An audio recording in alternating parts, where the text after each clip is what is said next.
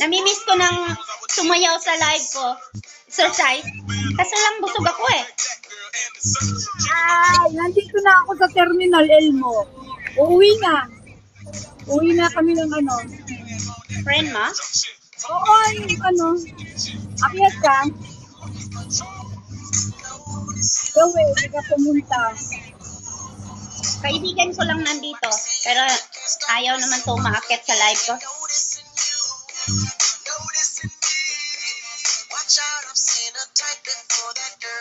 Asan ngayon, Elmo? Ha? Tinatanong ko siya kung nasaan. Wala siya sa comment. Ay, wala siya sa ano Wala ko. na, dumaan lang.